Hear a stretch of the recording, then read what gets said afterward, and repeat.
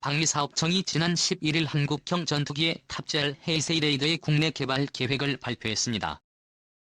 능동전자주사 식위상 배열이라는 긴 이름의 헤이세이 레이더는 적전투기는 물론 공대공 공대지 등 타격 미사일의 표적을 식별하는 핵심 장비입니다. 그동안 국내 개발이냐 해외 도입이냐를 두고 논란이 있었지만 이번에 국내 기술로 개발이 가능하다고 최종 결론을 내린 겁니다. 군 당국은 베이스라인 레이더의 국내 개발이 확정되면서 KTFX의 체계 개발에 탄력이 붙을 것으로 보고 있습니다. 오는 5월 중 ISD 레이더 기본 설계를 완료하고 이를 토대로 6월에는 KFX기 본설계를 확정할 방침입니다. KTFX는 어떤 사업이고 언제쯤 우리 군에 인도될까요? 이 사업은 도입 30에서 40년이 된 애플사 내부 등 노후 전투기를 국산 전투기로 대체하기 위해 시작됐습니다. 2002년 10월 합동참모회의에서 신규 소요가 결정됐는데 개발과 양산에 드는 비용이 무려 18조 원에 달해 수차례 타당성 검토가 진행됐습니다. 하지만 군사주권의 측면에서 자국산 전투기를 보유해야 한다는 안보적 필요성 FA-50 등 국산 전투기를 운영하면서 경험한 운영 유지 비용의 경제성 등을 고려해 해외 직구보다는 국내 개발로 결정됐습니다. 2022년 시제기 1호 초도 비행을 거쳐 2016년 개발을 완료하는 일정입니다. 전투기 기체의 형상은 현재 신모델로 개발이 진행 중입니다. 2012년 탐색 개발 당시 다이아몬드형 날개와 쌍발 엔진을 장착한 403만 2천 모델입니다. 이후 104, 150만 1607 등을 거치며 동체의 길이와 날개 면적 등이 개선됐습니다. 전투기를 구성하는 30개의 주요 품목 중 27개 품목은 선정이 완료된 상황입니다. 에이스인 레이더를 포함한 주요 항전 장비도 국내 개발로 진행되고 있습니다. 항전 장비란 식별 사격 제어 생존 과정을 하나의 임무체계로 통합한 장비를 말합니다. 전자파를 쏘지 않고 적외선으로 표적을 탐색하는 적외선 탐색 추적 장비 레이저를 이용해 표적을 식별하는 전자광학 추적 장비 등으로 구성됩니다. 이들 항전 장비 외에도 엔진 임무 및 비행 제어 컴퓨터 무장 관리 시스템 등의 국내 기술로 개발됩니다. 사출 장치, 기총 장치 등 일부 품목은 해외 구매로 결정된 상황입니다. 공대공 무장 체계는 유럽산으로 추진합니다. 유럽산으로 추진하는 이유는 미국에서 공대공 무장과 관련한 수출 승인이 불발됐기 때문입니다. 방위사업청은 지난 3월 KTX 공대공 무장 체계를 비롯한 18개의 절충교역 대상 18개 사업을 공고했습니다. 절충교역이란 무게를 구매하는 대가로 핵심 기술을 이전받는 무기 획득 방식입니다. 회의의 FX 사업은 한국이 주도하고 인도네시아가 전체 개발비의 20%가량을 투자하는 국제협력개발 사업으로 진행되고 있습니다. 그런데 인도네시아는 사업주의를 관망하면서 소극적 행보를 보이고 있습니다. 실제로 인도네시아는 지난해 하반기 내야 할 개발 분담금을 납부하지 않고 있는 상황입니다. 국방부는 지난 1월 송영무 국방장관이 인도네시아를 방문 방위산업협력 방안을 논의했다고 밝혔지만 분담금 납부 소식은 아직 들리지 않고 있습니다. 무기 개발이 어려운 이유는 한 번도 가보지 않은 길을 가야 하기 때문일 것입니다. 개발을 끝낸 해외 선진국으로부터 구매하는 게 유리하다는 의견도 있지만 대다수 안보 전문가들은 전투기, 나전차 등 군의 골격을 이루는 무기 체계는 국산화를 해야 한다고 말합니다. 우리 손으로 우리 전투기를 만들기 위한 긴 여정이 본격화되고 있습니다. 과학기술의 발전은 단기간에 이루어지지 않습니다. 새로운 길을 개척하고 있는 KTX 사업 관계자들에게 응원과 격려를 보냅니다. 이 전투기 개발 손잡는 미일 KFX의 영향 줄까? 미국 로키드 마틴사가 세계 최강으로 일컬어지는 F-22와 F-35의 혼합형 개발을 일본 정부에 탑재하는 것으로 알려지면서 관심을 모아주고 있다. 일본이 자체 개발하기로 한 스텔스 전투기 F-3 개발 프로젝트가 올스톱할 경우 우리 군이 추진 중인 한국형 전투기에 어떤 영향을 미칠지 모른다는 우려에서다. 7일 외신들에 따르면 일본은 당초 차세대 스텔스 전투기 F-3을 자체 개발하기로 했다. 이를 위해 일본은 애초 2030년께부터 순차적으로 퇴역한 F-2의 후속 전투기를 자체적으로 개발한다는 계획이었다. 일본 정부는 FX 사업에 총 6조 엔이 소요될 것으로 추산하고 있다. 정비와 폐기 비용 외에 개발비와 100대 정도를 도입하는데 각각 1조 5천억 엔씩이 필요할 것으로 보고 있다. 일본은 개발에 이미 400억 달러의 비용을 쓴 것으로 추정된다. 일본은 작년 1월 F3의 실중기 HDX를 XE로 개명해 정식 공개한 바 있다. 이후 4월 첫 시험 비행에 성공했다. 지난 2009년부터 개발해온 XP는 길이 14m, 폭 9.1m, 높이 4m로 탄소 섬유 전파 흡수제를 사용해 스텔스 성능을 갖춘 것으로 알려졌다. 일본 방위성은 XE가 스텔스 성능을 보유할 뿐만 아니라 F-35에 비해 기동성이 높다고 주장했다. XE는 작년 4월 첫 시험 비행 이후 10월 31일까지 총 32번의 시험 비행을 마무리한 상태다. 하지만 일본 정부는 개발 시간이 오래 걸리고 차세대 전투기 개발 성공 여부를 장담할 수 없다는 이유로 올해부터 총 42대의 F-35기를 도입하기로 했다.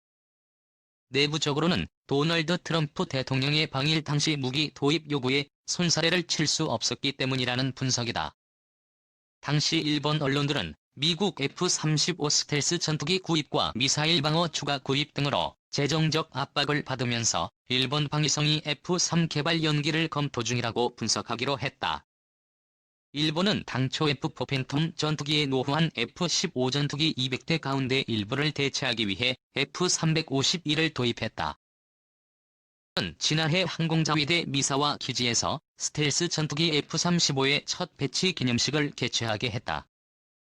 당시 일본 내부에서는 F-35가 첫 배치에 이어 자체 전투기 개발 사업도 포기하는 것 아니냐는 우려가 나오기 시작했다. 일본은 F-35 42대를 도입하기로 하고 미쓰비시 중공업 시설에서 최종 조립과 검수 과정을 거칠 예정이라고 홍보했지만 우려의 목소리는 더 커져만 갔다. 여기에 일본은 해병대용인 F-35를 추가로 도입하겠다고 나섰다. F-35는 단거리 및 수직이 착륙이 가능해 헬기 탑재 호위함인 경항모 이즈모에서도 운용할 수 있다. 중국과 영토 분쟁을 벌이고 있는 동중국해 주변 작은 섬들이나 본토에서 멀리 떨어져 있는 낙도 지역에서 활용하겠다는 계획이다. 하지만 미국의 요구는 더 커져만 가는 모양새다. 최근에는 미국 록히드 마틴사가 세계 최강으로 일컬어지는 F-22와 F-35의 혼합형 개발을 일본 정부에 제시한 것으로 알려졌다. 일본 보수 매체들은 외국 판매를 엄격히 금지해온 F-21 기술 일부를 일본에 공급기로 한 것은 미국이 일본을 안보상 중요한 파트너로 인정한다는 의미라고 평가했지만 일본 방산 기업들의 실험은 깊어져만 간다. 무역과 안보를 저울질하는 미국 정부의 속셈도 드러낸 것이라고 지적이다. 특히 트럼프 대통령의 입장에서는 7조 5천억 엔 규모의 대일 무역 적자가 마음에 걸렸을 것이고 트럼프 정부에 대한 첫 평가 무대인 11월 중간 선거를 앞두고 전임 오바마 행정부의 국방비 감축으로 타격을 받은 군수업계의 지지를 확보할 기회이기도 하다. FX 순국산화를 목표로 해온 일본은 어려운 선택에 몰리게 됐다. 옛 기술연구본부에서 전투기 개발에 관여했던 가게야마 마사미 전 항공장비연구소장은 미국이 FX 사업을 주도하면 일본 기업의 수익이 악화돼 방산 분야의 생산과 기술 기반이 흔들릴 것이라고 우려했다. 니혼 게이제이는 미일 동맹을 중시하는 일본의 입장에서 미국의 제안을 거부하기는 어려워 FX 순국상화는 현실성이 떨어진다고 지적했다. 마틴선은 빠르면 올 하반기부터 F-22와 F-35 혼합형 개발 계획 구체안을 마련한다는 계획이다. 미국의 방산업체는 민감한 군사 기술을 외국에 넘길 때 정부의 허가를 받아야 한다. 특히 이 설계도는 수출이 금지된 전략무기인 F-22 랩터와 F-35 라이트닝의 설계를 바탕으로 한 것이어서 미국 정부가 어떤 결정을 내릴지 주목된다. 일본 방위성이 내년도 예산안에 이즈모급 호위함을 항공모함으로 개조하고 여기에 F-35를 탑재할 계획이라 밝히면서 주변국은 물론 세계적인 관심을 받고 있다. 일본이 계획대로 F-35 42기를 항모 탑재기로 도입할 경우 기존 도입기로 한 F-35 109대와 함께 F-35 기종 스텔스 전투기를 147대를 보유하게 돼 미국에 이어 가장 많은 F-35도 입국이 될 것으로 예상된다.